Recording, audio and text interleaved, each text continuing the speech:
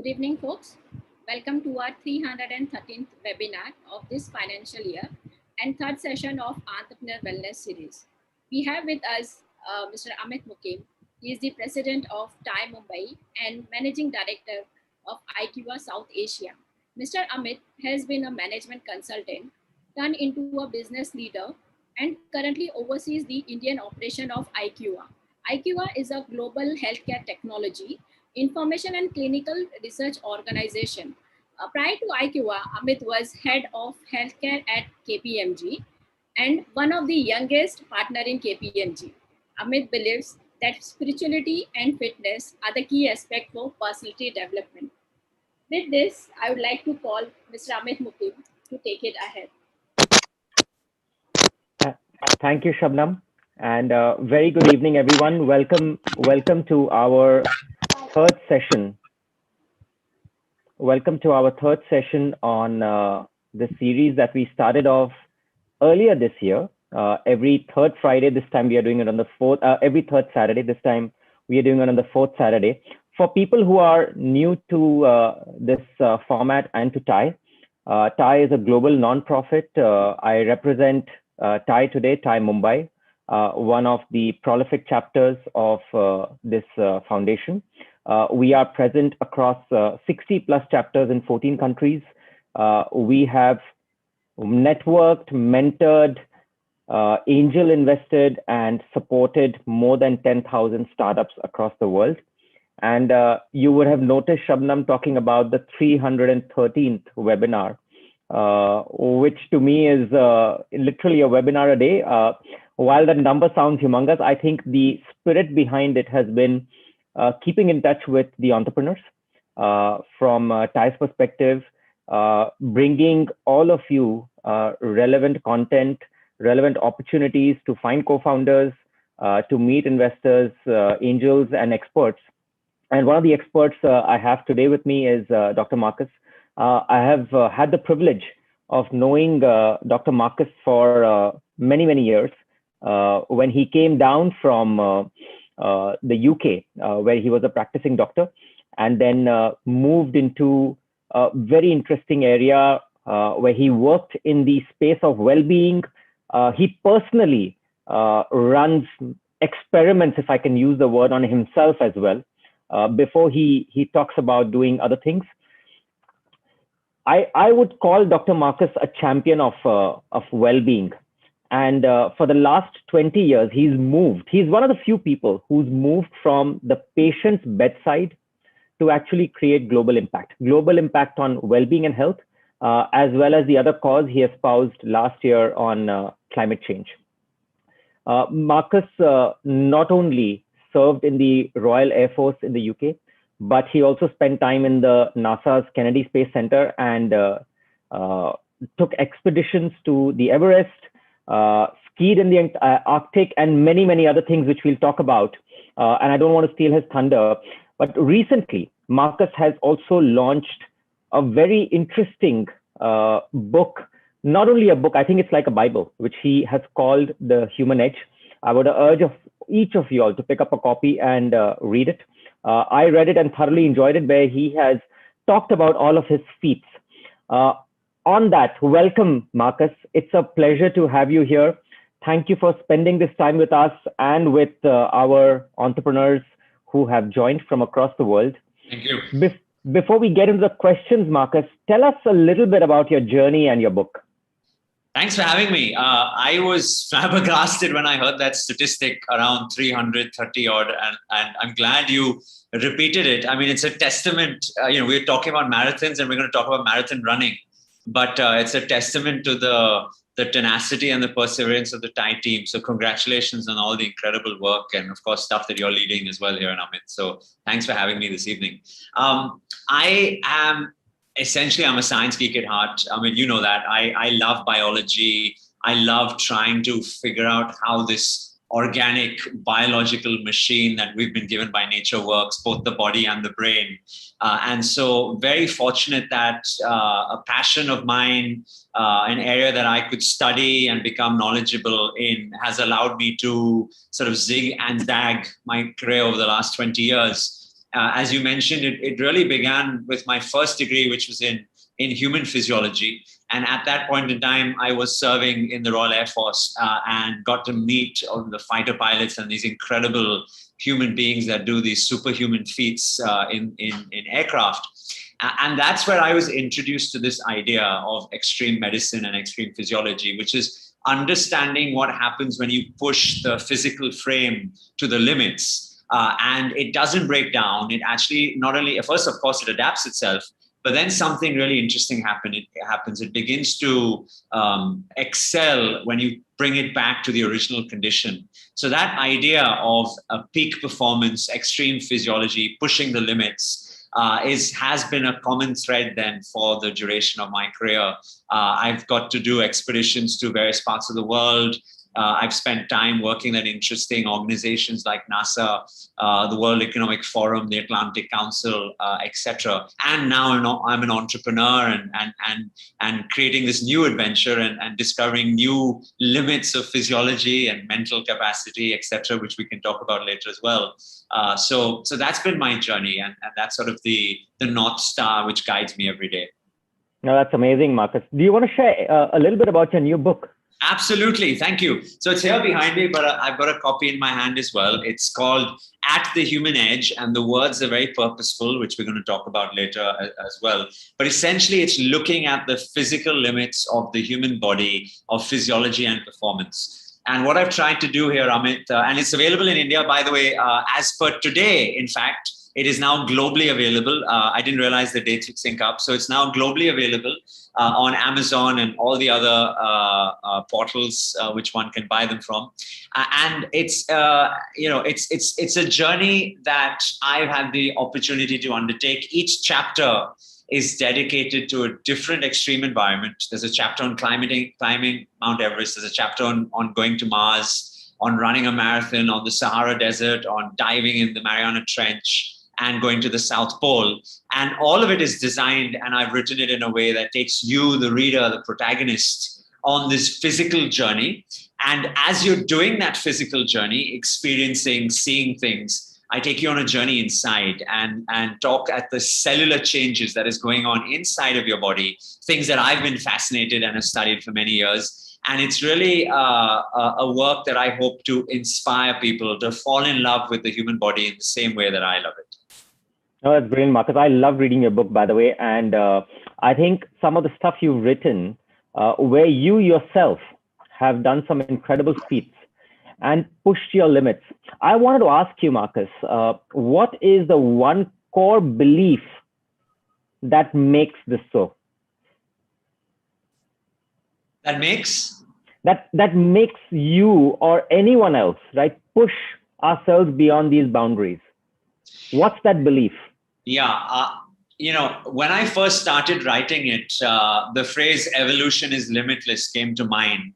As you read, as you've read the book, you'll see that the thread there is the physical challenges that our body overcomes and is able to deal with so well, so eloquently, so beautifully sometimes, and allow you to achieve these things. And then just as I was submitting this text, and it's the third iteration of the book, I decided to add a final chapter, and I titled it Mind Over Matter. It's a small chapter, but what I recognized, not only in the research that I was doing and the incredible human beings that I was speaking to as part of this book, collection of stories, and my own experiences, is that there is something which unlocks in the mind, the manifestation of the physical brain, that allows each of these people to put their body in that situation and achieve the superhuman feats, which we've seen, whether it's summiting the highest mountain or whether it's going to send someone to another planet. So as I now look at the next chapter of my life, it's that there's an appreciation around the physical limits of our body, but the expansive, limitless capacity of the mind. That's a whole new field and something which is exciting that all of us can participate on, irrespective of the physical nature of the challenge in front of us. No, that's amazing. In your book, I remember one of the chapters you talked about mitochondria, and its impact on physiology. Can you share more? Yeah, so the story actually goes back 20 plus years. I've been fascinated with mitochondria even before I went to med school. I first discovered it reading about it in a biology textbook in the equivalent of high school. I just became obsessed with it to a point where for one Halloween in med school, I actually dressed myself up as a make-believe character, which is in the book as well. It's called Captain Mitochondria. And I had a cape of invincibility and a mask of efficiency.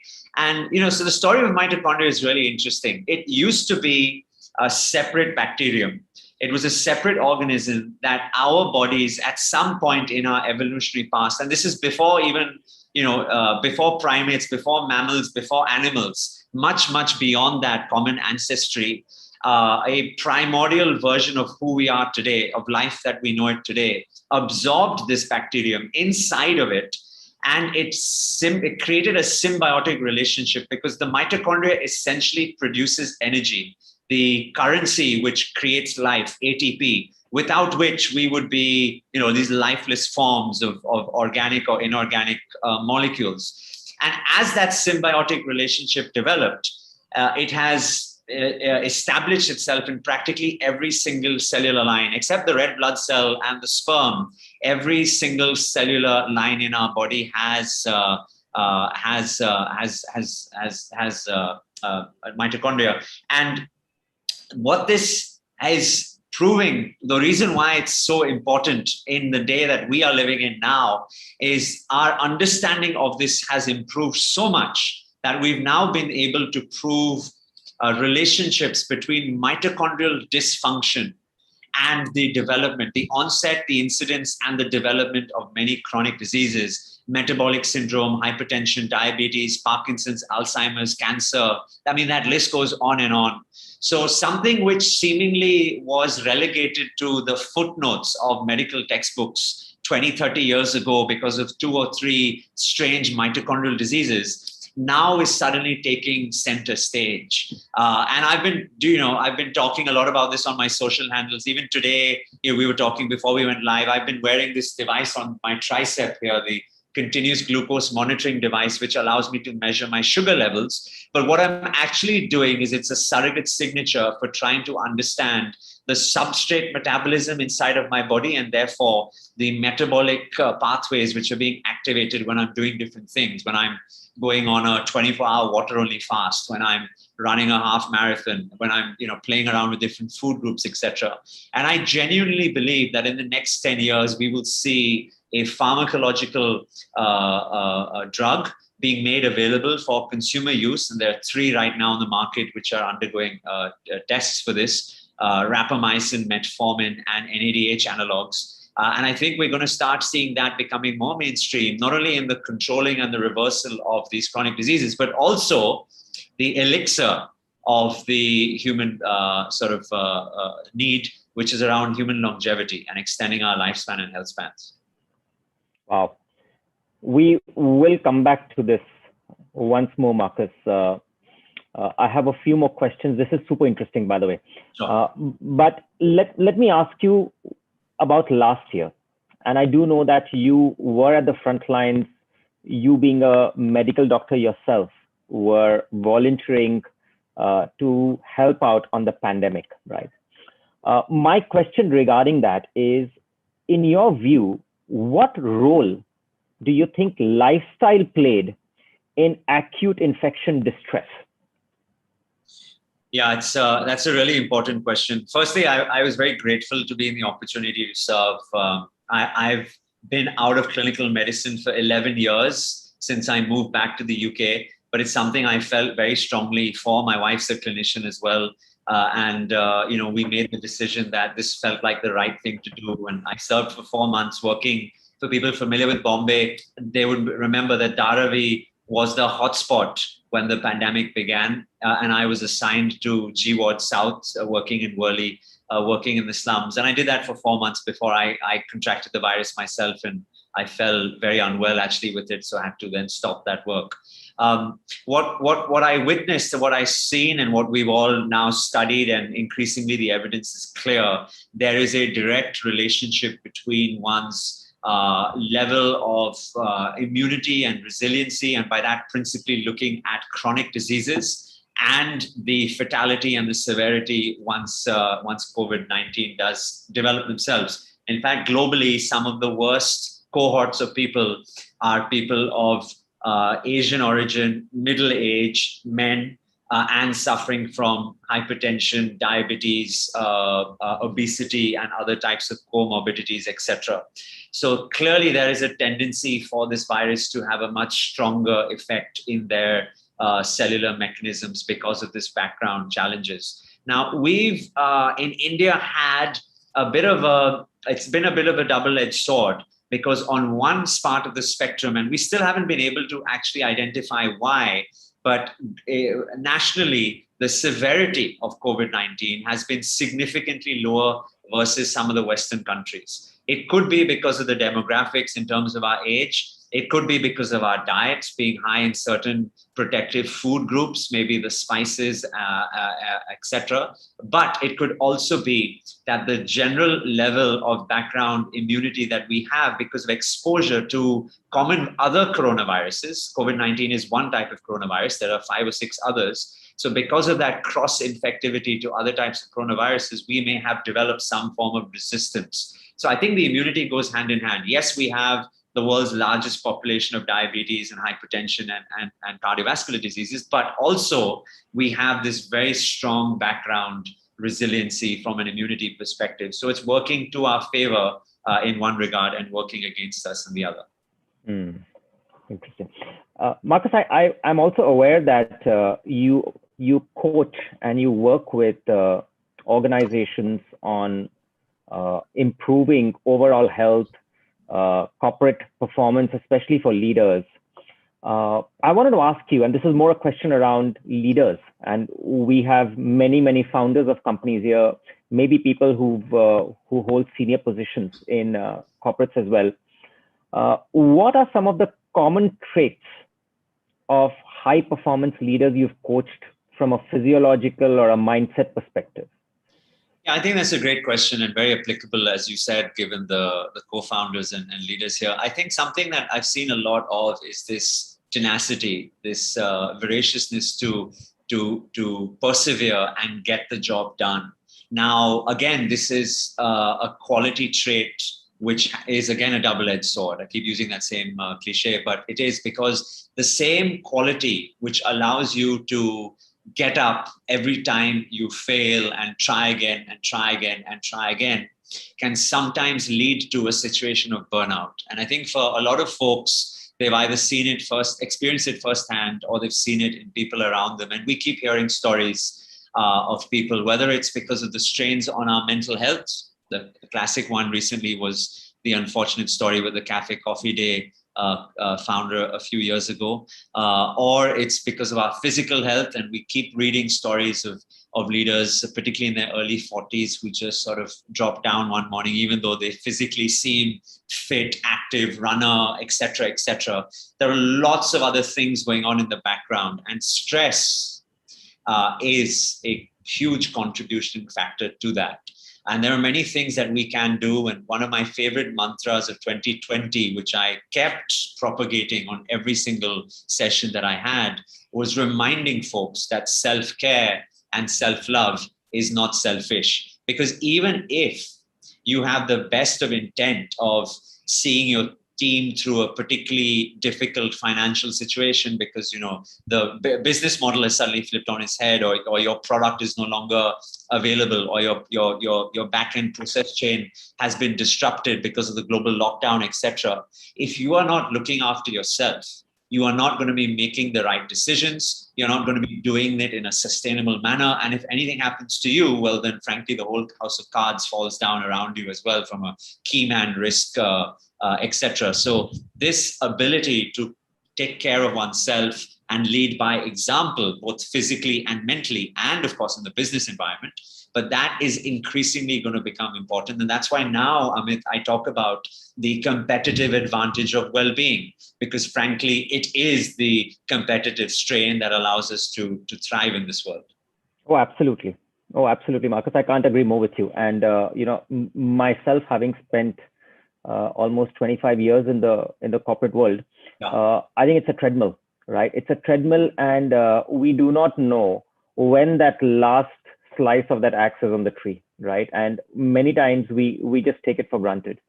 Uh, when I look at well-being, there are obviously many aspects. But if I distill it down to three lifestyle habits or choices, a good night's sleep, uh, physical workout, a great workout, or just regular exercise, and sensible eating and hydration.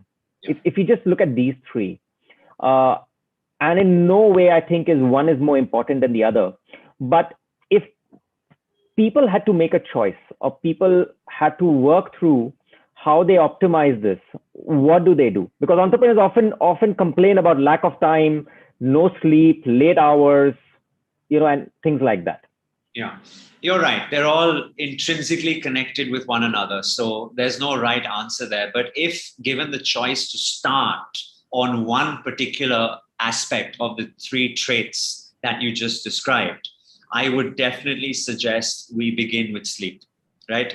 There is this badge of honor that people wear, including many entrepreneurs. And I used to do it as well, being I remember when I was on call, we would do long hours, days on after the other, working through the night. And we would just tell ourselves, sleep when you're dead, or, all these types of jokes, and you jest around.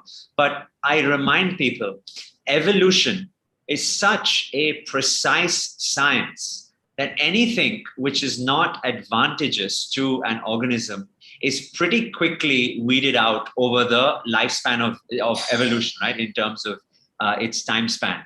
And therefore, the fact that practically every single organism alive today requires sleep means that there is a physiological advantage for it. Now, we've studied that to great length. And in fact, I'm just about to begin a study with some cricketers and looking at the role of sleep in their performance. And it's going to be with some of the folks at IPL, and we're going to publish those results at the end of the season. But we know that sleep improves performance. In fact, 29% increase in physical performance directly attributed to sleep. We know that sleep improves long-term health. Every single chronic disease, hypertension, diabetes, metabolic diseases, neurodegenerative disorders, all of those can be linked back to a sleep deficit early on in life. We've seen biochemical changes which happen in the acute term because of poor sleep. The way you eat food the following day is because of the role of leptin and ghrelin is directly related to how much sleep you had the night before. And if you had a sleep, and you've recently started wearing the Aura ring, and I'd love to hear, some of your hacks and learnings too. But I'm sure if you had a night where you've only slept, say, 4 or 5 hours, the next day, you are automatically going to be craving sugary foods, fatty foods. And that's not because your mind is saying it. It's because it's a biological need. Your body wants to soak calories. So sleep is the best thing to start with. And it's often the beginning of where I do my work with any of the leaders that I work with. No, absolutely, Marcus. I can't agree more with you. And, you did mention this, and I started actually doing a lot of research myself on sleep for the last 1 month. And then I picked up this ring. It's called the Aura ring, which I got from Europe. And, I've been religiously tracking sleep. One of the other things, Marcus, which I also found out that the inflammation that builds up in the body due to continuous stress and everything that we put in, actually sleep works in a beautiful way to detox and flush everything out.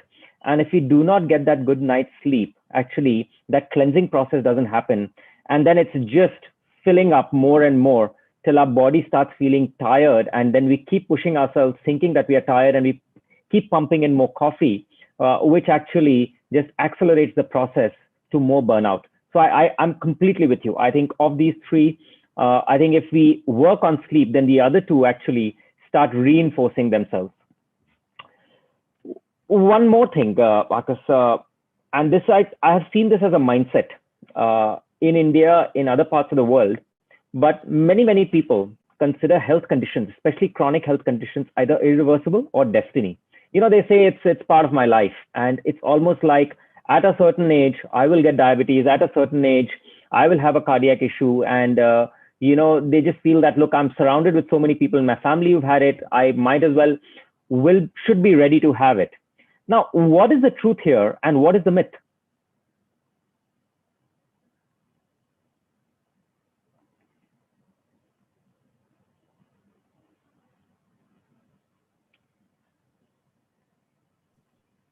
My mic and camera was suddenly muted and switched off.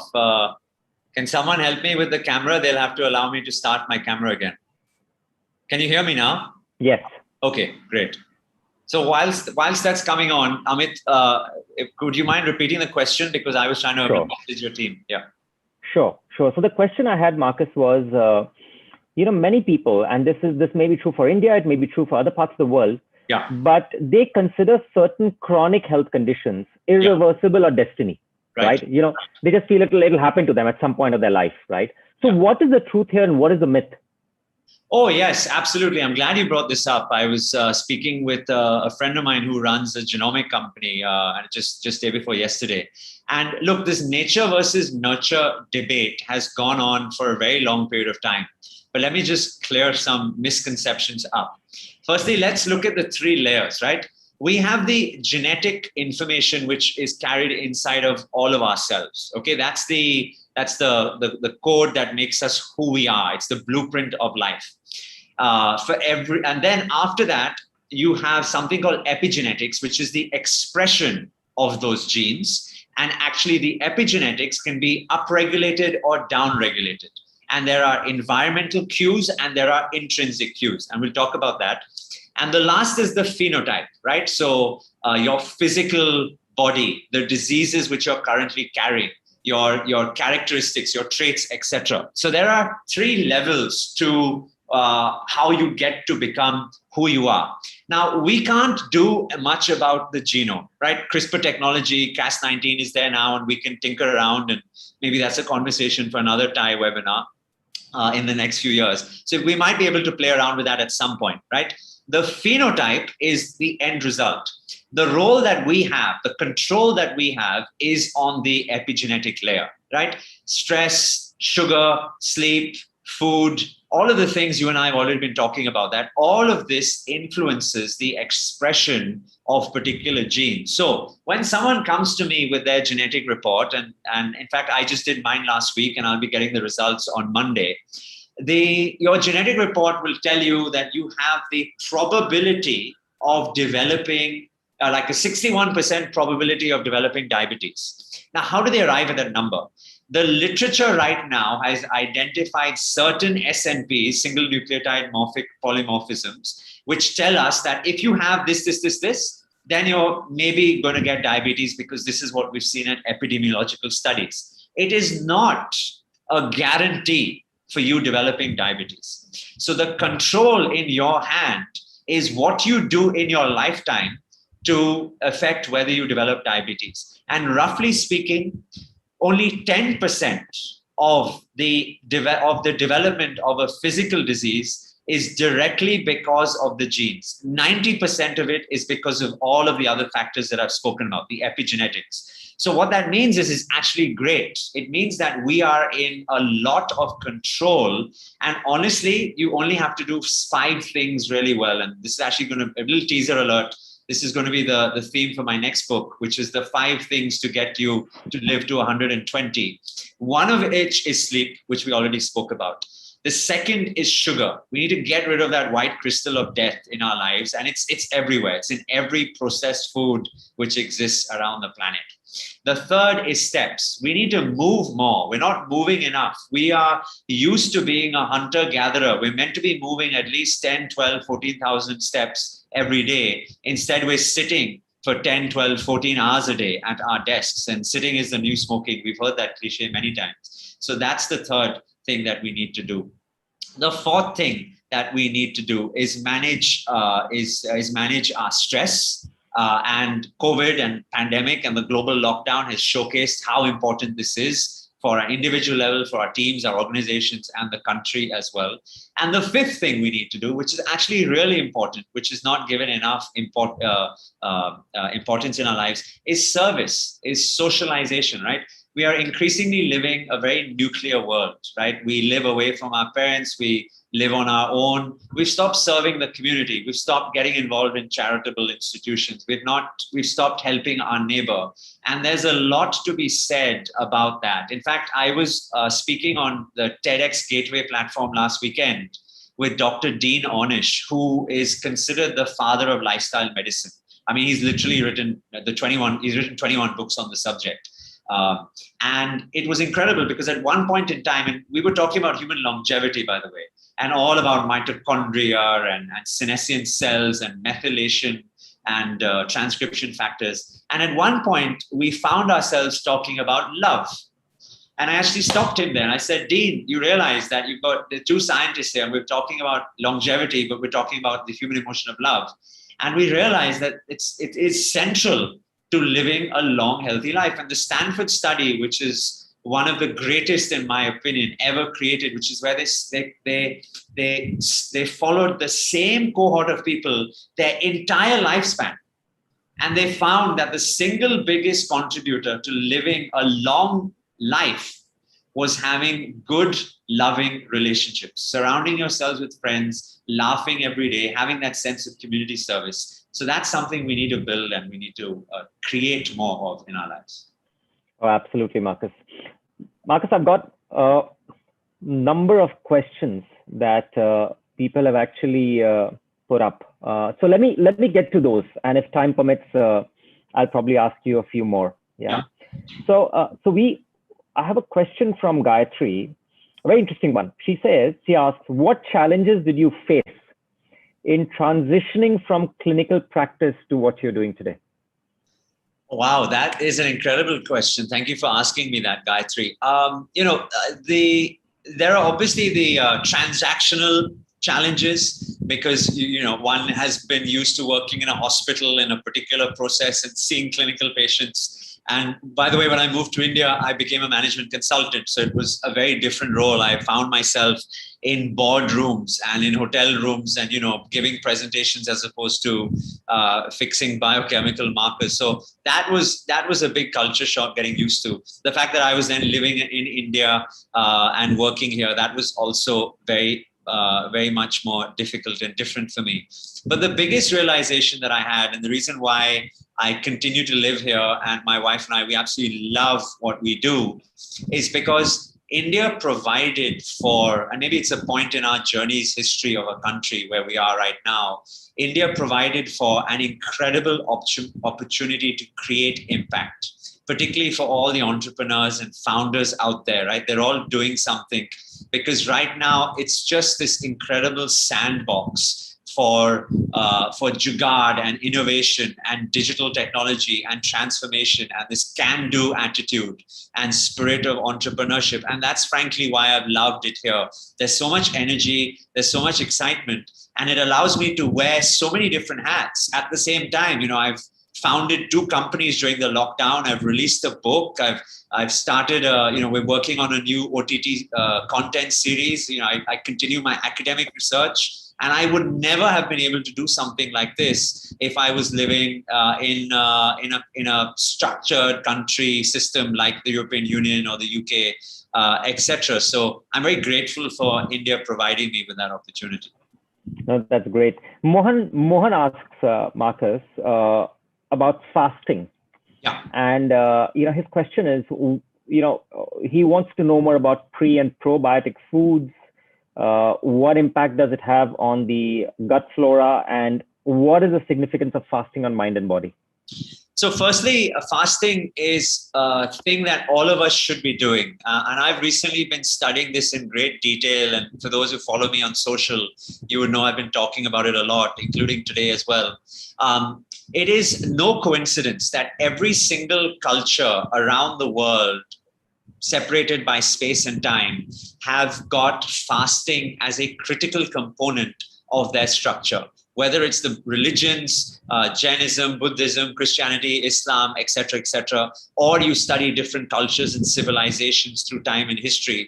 There seems to be an understanding that we are now catching up today because of the technology which exists to see just how important it is at a cellular level and at an organizational level. To cut a very long story short, the best way of preventing and then managing and reversing chronic diseases is to allow yourselves the opportunity to have time-restricted eating. So I prefer this phrase rather than intermittent fasting, time-restricted eating. So the simplest thing to do is make sure that you only have a window of about 10 hours, maybe 12 hours maximum in the day that you are consuming calories. That means typically you would be doing at least 14 hours of a fast. That when you're eating in that 10-hour window, you have 2 medium to large meals and you have 1 snack, and try and have the snack towards the end of the day and have your medium to large meals whilst there's enough time to metabolize that during daylight hours. And then when you are eating the type of foods, it's actually no rocket science. We should be leaning towards a plant-based diet. We should be consuming at least 50 to 60% of our foods as fruit and vegetable, more veg and a little bit of fruit. We need to be careful with fruit because of the sugar, but fruit and vegetable. Then you have about 20 to 30%, which is proteins and good fats. And good fats are the polyunsaturated and monounsaturated. So olive oil, salmon, nuts, these are all sources of really good fats in the diet. Omega-3, omega-6, very important for you. And then only 10 to 20% is carbohydrate. In India, we do it the other way around. We have a plate full of rice. We have 4 or 5 chapati or parathas if you're signing in from up north. Or down south, you'll have 3 or 4 dosas and idlis, etc. And we have very little sambar or sabzi, and we have practically no protein or very little protein in the sense of paneer or a little bit of chana or rajma. So we need to flip that paradigm upside down. We need to be consuming at least 3 to 4 liters of water every single day. And if we do these simple things, and it's actually not difficult, therefore, what I've just described, it takes a lot of mental willpower, yes, but availability is plenty, and want is none. So these are simple things which will really allow us to manage these diseases and live a long, healthy life. Yeah, no, absolutely, Marcus. In fact, I do a 16-8 intermittent as well, which is 16 hours of fasting and 8 hours of meal time. Yeah. My only additional point here, Marcus, would be that I think each one has to see what works for their body and transition into it. Sometimes many of these things, I think, get into extreme situations where people jump into something and then, it starts impacting them. And then they are not able to sustain it. What worked for me at least was I started doing it 2 days a week. Then I increased it to 3 days a week. I do it between 4 or 5 days a week. I do not do it the whole week. And the days I know that, are going to be intense work days, I treat my body kindly as well. But what I have seen, and this is very relevant for entrepreneurs and for leaders, I think fasting disciplines the mind and body as well. I think it has a physiological and a mental impact apart from the physical benefits, that the mind just becomes stronger if you abstain and continue to put something in your mouth, right? Because unfortunately, the things we put in our mouth are not supposed to be put in our mouth at the wrong time, which are largely laced with sugar or other preservatives, then get us into that craving cycle. Yeah. Look, folks, everyone joining in, Amit is in many ways the poster boy, and he may become a little embarrassed for me for saying this, but and I'm not saying this because he's hosting me or because he's the president of TIE. I've known him for many, many years, even before he went through this health transformation, which happened, 5 or 6 years ago, in real serious intent. And for anyone who is managing such a large organization, so many people, such big financial responsibilities and external curriculars like being the president of TIE, he allows himself, as he said, the compassion, but he's disciplined when it comes to the simple things that we've been talking about: the sleep, the fuel, the control over sugar, the ensuring that he's getting movement and exercise through the day, none of which is rocket science. But he has seen in himself, and now he's an incredible evangelist and role model for all of us entrepreneurs and people beginning our own journeys. So we've got a lot to learn from leaders like this, and we should actually celebrate this type of hero rather than the other types of hero, which are sometimes celebrated in the popular media, which are people who talk about, oh, you don't need to get sleep, or don't have don't look after your family or relationships and just run 6-7 companies and just get hundreds of millions of dollars in funding. That's very short term. That's not going to lead to sustainable long-term happy results. Absolutely. Thank you, Marcus. I'm speechless, but let me go on with the questions. There is a question on yoga. So Bipin wants to understand what is your view on yoga to help on human physiology? Yoga is really interesting, and I'm going to divide yoga into two components. There's a spiritual aspect of yoga, which I won't pass comment on. And there's the physical and mental aspect of yoga, which I think is very important for this conversation, right? The fact that it was invented in our country and it's actually now taken the Western world to sell it back to us is a little bit of an irony. But nonetheless, we are where we are today. There is so much that we can learn from yoga. And one of the biggest things that I've personally taken away from it has been the power of breath and breathing. There are so many great examples. And let me just break down the science for people in case you haven't understood or appreciated why it's so important. We're all familiar with the fight and flight component of our autonomic nervous system, right? To get up and go, chase, hunt down, etc. Well, the body always has a yin and yang. And the parasympathetic nervous system is the opposite. That's the rest and digest system that slows you down. And the central nerve in that organizational structure of the nervous system is called the vagus nerve. It's cranial nerve 10. It comes out of the spinal cord and it innervates every single major organ system, including the heart and the lungs and the gut and your sphincters and organs like your eyes, etc. And what it does is it actually reduces the intensity of that stress response. It slows you down, right? So I wear my Apple Watch, and typically when I do a corporate training session, I take people through this very simple technique called the box breathing exercise, which simply is you breathe in for 4 counts, you hold for 4 counts, you breathe out for 4, and you repeat it 4 times. And you can do a 5-5-5 cycle or a 6-6-6. But what this does is this activates the vagus nerve. And if you're wearing your watch, you will actually see your heart rate drop in real time, because the vagus nerve sends a signal. It overrides the sinoatrial node, which is your pacemaker in the heart. It stops the innervation of the intrinsic muscles and it slows it down. Your blood pressure drops, your respiratory rate drops, your eyes dilate themselves, so many things, your digestion improves. And yoga, through the act of breathing and mindful breathing and slow breath work, is actually triggering that. And even if you don't do the asanas, and you, because of maybe physical challenges or time challenges, or you don't enjoy it, even if you can distill it down to just ensure that you're doing mindful breathing for a few minutes every day, or before you get into a stressful situation, or immediately coming out of a stressful situation, it'll improve your lifespan in so many ways. It'll make you more mindful, more living in the moment. It's a very powerful tool that we have to us in India, yoga. Oh, absolutely, Marcus. There's another question relating to this, which is the reality of what's been going on, right? So Samir actually has put this question.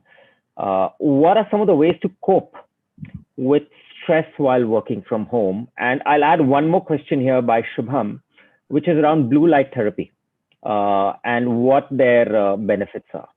Okay, so there are many different stress coping strategies, and at the base level, the thing that each of us should be doing is this idea of self-care. So if you're getting 7 hours of sleep, if you're fueling your body with the right food, if you're hydrating at least 3 liters a day, if you're moving 10,000 steps a day, if you've got good relationships, automatically the battery inside of you will be better charged up. And so you will naturally be better to deal with stress when faced with it. Now, there are some other very simple hacks that you can do through the day. My favorite one, which I do all the time, is the box breathing technique. Because it's literally, I can do it even in a stressful meeting. If I'm having a really stressful Zoom meeting with some people, I can actually do it there and then, because it takes less than 60 seconds and it immediately calms me down. Something else I've found to be very effective is this idea of scheduling worry time. So in our day-to-day schedule, we have things for meetings and client sessions. Some of us have time blocked out for creative thinking or just notepad writing or journaling or blue sky thinking. That's really important, by the way, for founders as well to ensure. But the other thing you can do is every single day at the same time, preferably before 3 p.m., for only 15 minutes, put in your diary and just call it worry time. And when you get to this time, and you have to do it when you get there, don't try and trick your brain, because your brain will recognize it and then trick you back in response. When you get to it, I want you to actively think about the things that are causing you worry and concern. Now, this works in two particular ways. Number one, when you give yourself a defined period of time to solve a problem, you immediately switch to solution mindset. You stop ruminating. You stop thinking about it over and over, and you actually start to figure out, okay, now what do I need to do? It's almost like a survival instinct that kicks in. So pretty soon, you will start to develop solutions to the challenges which you are faced with, as opposed to just ruminating about it all day. The second thing, because it is a regular cadence and your brain begins to recognize the pattern, that you allow it the space to think about it at a particular point in time, and you'll actually see this within 10 to 12 days, the background signals of worry, of challenge that your brain would otherwise be sending you subconsciously, they reduce in intensity. So breathing, worry time. And my last favorite one is actually have a small piece of paper and pencil next to your bedside. Because what happens for a lot of people, and why they complain about poor sleep, is they quite often get into a loop in their brain that they remember something, and then now they're not just stressing about the problem, they're stressing about not remembering it the next day. And that sometimes leads to more worry and anxiety than the problem in itself. So this is called a brain dump technique, where you physically write it down. And as you do that, you tell yourself that, you can shift it out of your brain onto the piece of paper. And when you wake up the next day, you will solve anything that you've written about there. So these are some really, really simple things which actually work wonders. It's really quite amazing how powerful they are. And what about blue light, Marcus? The question Shubham asked. So, I won't pretend to be an expert when it comes to that particular technology. What I will say is that, and I've seen some very strong studies to show that certain types of sensory deprivation or sensory stimulation has different effects on the body. Now, we know the color blue has a very calming influence. We know the color green is associated with creativity.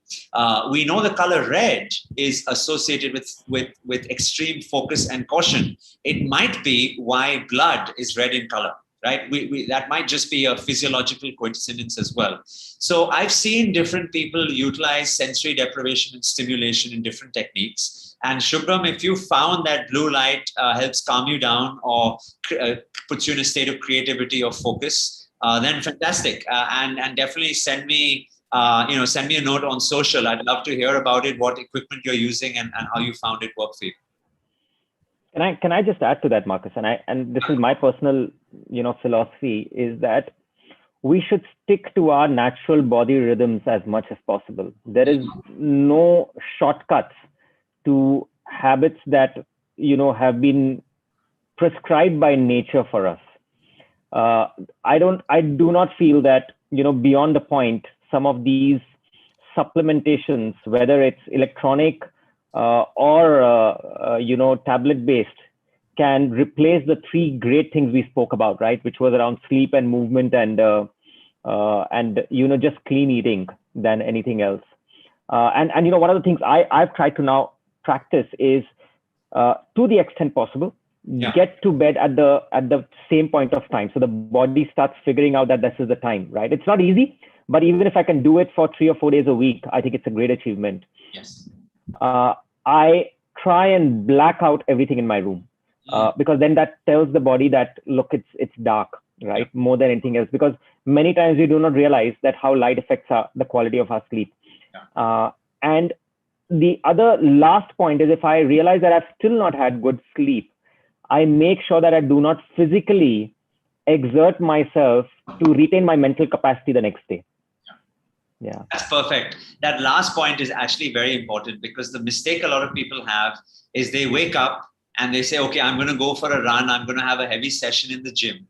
as a way of enhancing the endorphins, etc. And that will give you a very short-term high.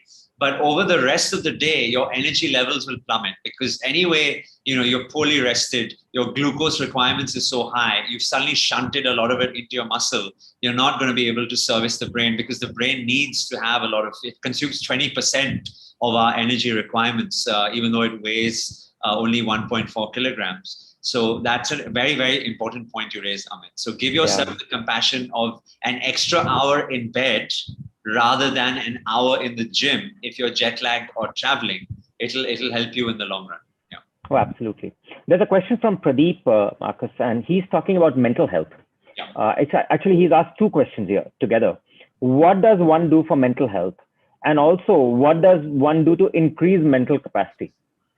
Yeah. So Pradeep, I think we've covered a number of little hacks that we can do around the mitigation of stress in our lives, around improving the background capacity of our system, therefore building resiliency, or as I like to prefer to think of it as anti-fragility instead. What I will say around mental health, however, and I think this is an important point for all of us, is that it needs to be rebranded.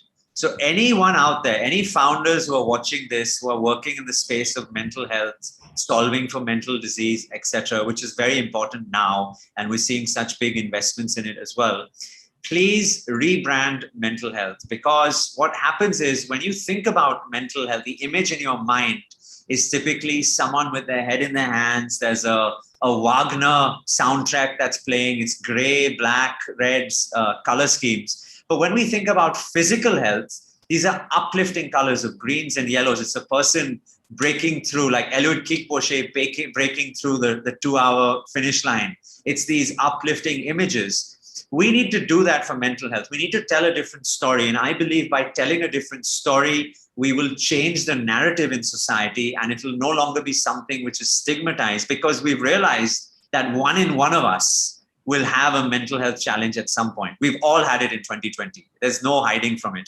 Each of us has had some sort of issue around it. So please think about rebranding mental health, both the stories you tell yourself, and then if you're working on a product, an idea, or a company, the way you position that with your customers and clients as well.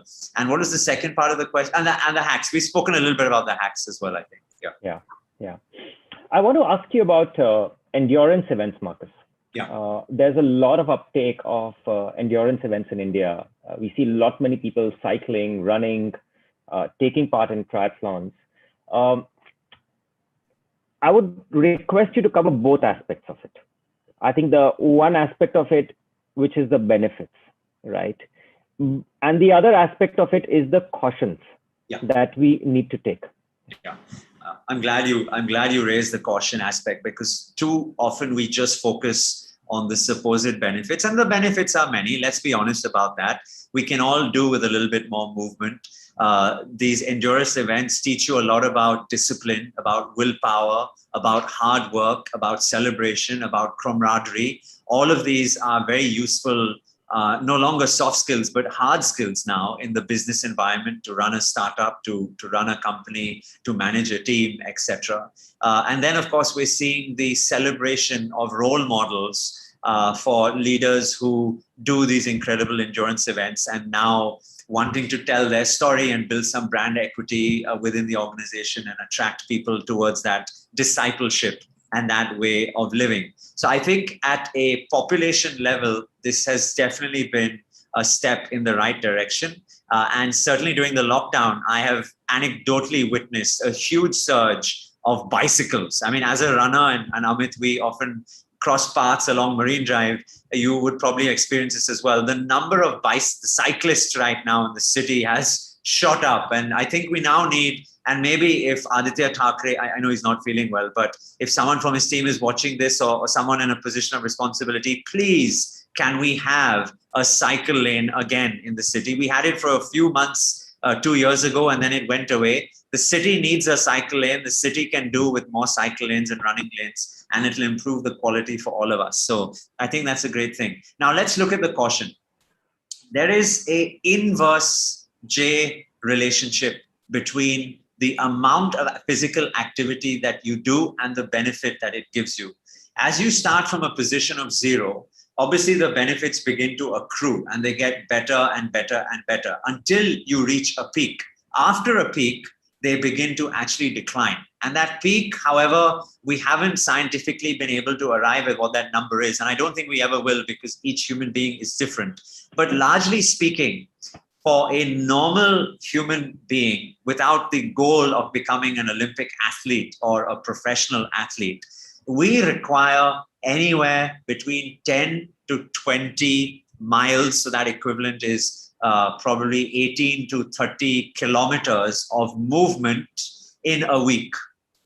Of that, roughly 50% of which can maximally come in any one sitting, right? And the rest has to be distributed across the other days. So what that typically therefore equates to is around 8 to 10,000 steps in a day, every single day. After we start running more than about 12 to 15 kilometers over a long period of time, the benefits that the physiological and physical accrual sees in our mitochondria, in our joints, in our cardiovascular benefits, etc., they actually begin to go away and they can become more harmful, such that for a person over the age of 50 running a full marathon, after they complete a full marathon, if I were to take a blood sample of theirs and measure something called the troponin, which is a hormone which is released when the heart muscle is undergoing stress, I would see almost a same biochemical pattern as I would see in someone having a mild to moderate cardiac event. Now, of course, that's happening in two. One's a physiological, one's a pathological. One you can overcome, one, of course, needs an intervention. But what the take-home message is that we must not fall prey to over-endurance events and pushing our body too much, because there reaches a point in our physiology where it can actually lead to adverse outcomes. And we've seen that in every single marathon event around the world. And we keep reading stories about people as they fall off because of it. So it requires caution. Completely, Marcus. Thank you for giving that very balanced answer. One last question. I think we are almost over the hour. Ashok is asking about the effect of cosmic rays on our efficiency and health. And I will feign complete ignorance here. I don't even know what they are. Marcus, maybe you do, but if you can throw any light on that. Did he say positive rays? Cosmic rays. Cosmic rays. I will not pretend to have the answer to that. What I will say is two things. 86% of Indians and South Asians are deficient in vitamin D. So we need to get more sunlight, and we definitely need to be on vitamin D supplements as well, because it's very important for our immunity and our health and resiliency. So, of course, a big component of cosmic rays. Are you there, Amit? Can you hear me? I think Amit, yes. But yeah, Dr. Marcus, you can go on. Yeah. Okay, all right. So vitamin D, sunlight could be seen as a form of cosmic rays. So that's very important. And the other thing that I will add is that, I mean, I've been a huge fan of physics. One of the first books I remember picking up as a boy was A Brief History of Time by the late Sir Stephen Hawking. And we've all now understood the role of quantum mechanics and quantum physics, and the fact that there is something as string theory. Ultimately, we are vibrations. Our physical matter is made up of energy, which is vibrations in a 17-dimensional multiverse. So I think over the next 200 to 300 years, the role of energy in healing will just expand. And by the way, we already use it, right? If you think about ultrasound, you think about TENS, you even look at some of the surgical lasers which are used today to cut out different organ parts, dissections, resections, etc. That's effectively light energy. So I think there's a big, and there will be a growing role of energy utilization in intervention in medicine over the next couple of 100 years. But beyond that, I'm not sure what cosmic rays refers to. Yeah. Super. Marcus, this has been such a fantastic conversation. Before we close, any conclusive remarks, any thoughts for if people had to take one commitment or one habit for this year, what would that be? I'm So when I think about the pyramid of behaviors, and I've got 3 simple rules, and the first rule is start small, start today. So irrespective of whatever your goal and ambition is, and oftentimes people fall prey to this because you have your goal and ambition. Underneath that is a set of behaviors that's associated with that goal. Underneath that goal is a set of habits. And then underneath that habit is a set of what I call biohacks, or James Clear's called atomic habits, or Richard Thaler called nudges, Ariana Huffington's called them micro steps, etc. They're all these tiny little things, but don't confuse the two. And what we do typically is we set ourselves this big goal. I want to run a marathon this year. After 2 or 3 weeks of trying a bunch of stuff, 92% of people fall by the wayside.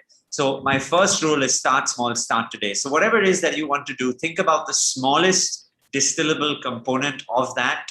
Create a plan for yourself. You guys are all founders and entrepreneurs. As you would create an annual operating plan or a business plan, create a plan for how you get to that marathon. What are all the tiny steps you need to get there?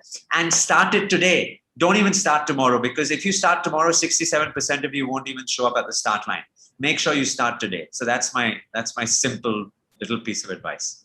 Awesome. Yeah. So with this, we will come to a close today, folks. Thank you so much for joining. We will continue with maybe other topics every third Saturday. Shabnam is also trying to figure out if he could do some live events. So we'll come back to you on that. But Marcus, thank you for your time. Thank you for all these insights. I think this has gone on YouTube and Facebook Live as well.